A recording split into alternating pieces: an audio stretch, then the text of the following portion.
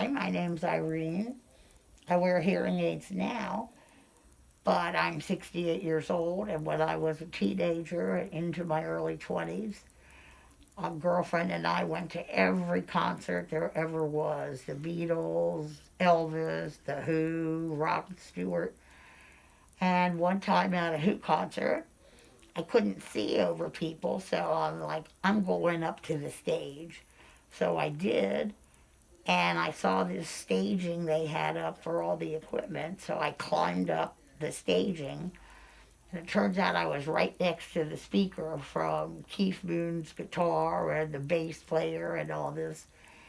And I knew it wasn't a good thing, but I think that's where I first lost some of my hearing.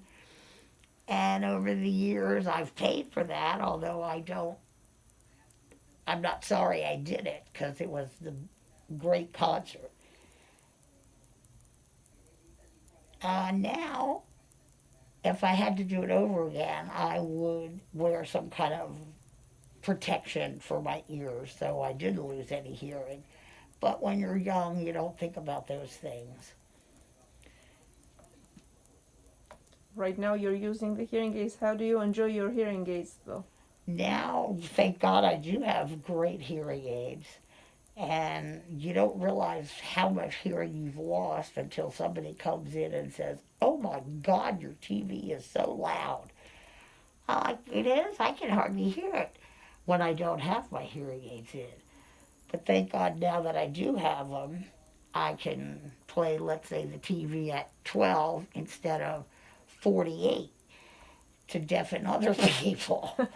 So that's just one of the fun things that I've done over the years, but I've done a lot of other things that, Well, that was very naughty for you to just go up to the stage, well, I couldn't see. find All your these way. Yeah, people that were in was my your way. excuse.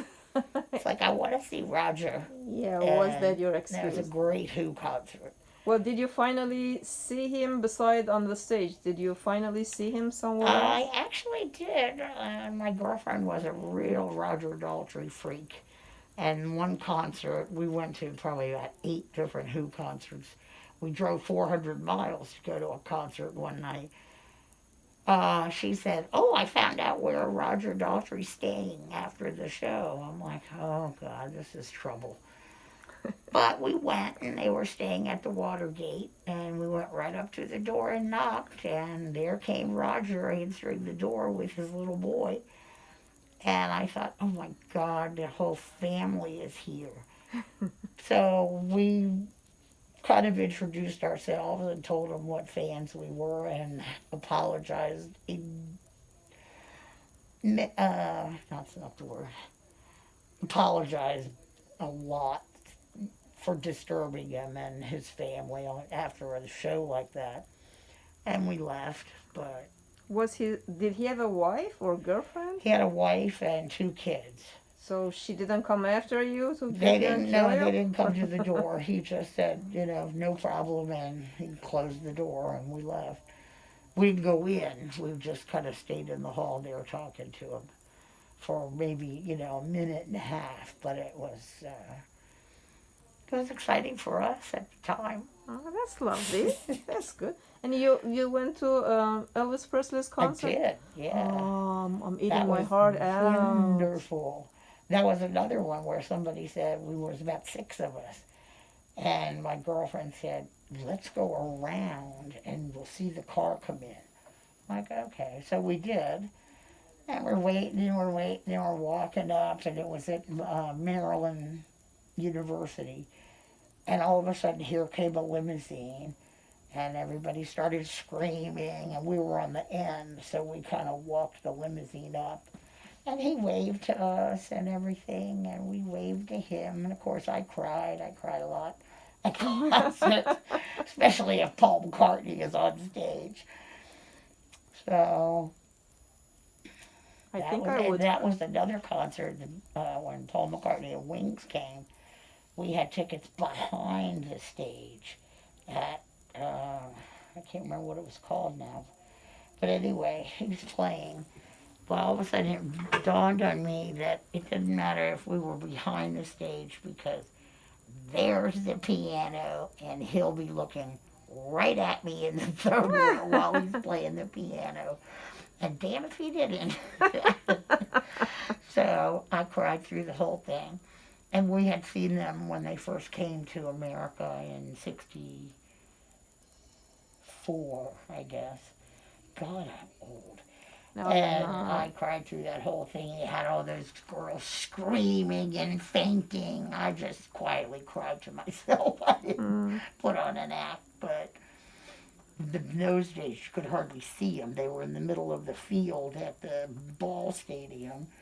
baseball stadium, and they were like this big. Tiny dots. And you're up here and you're trying to hear music playing down here.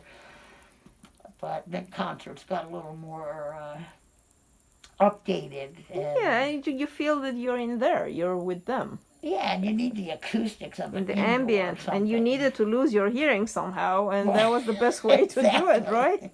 Yeah. But do you Actually. remember, like, the day after the concert, that Yeah. your ears would go ding, and you feel Never sound in your ears? fazed me that I would have some kind of hearing loss from that. But do you remember I that your ears remember. were ringing the day after? Yeah, they were. They were kind of buzzing. And did you know that's the sign of your ears are telling to your brain, uh-oh, we're getting injured. She got us Yeah, I was injured. just saying, what a great concert that What a great was. concert. I guess I was a little too close to the speaker. But you enjoyed it. At the But I end of the really story, did, you enjoyed yeah. everything. Yeah. But hey, you know, it's just like my, I have a couple of patients, they're ice hockey players. And then they got no teeth in front of their mouth, and they're proud of it. See, yeah.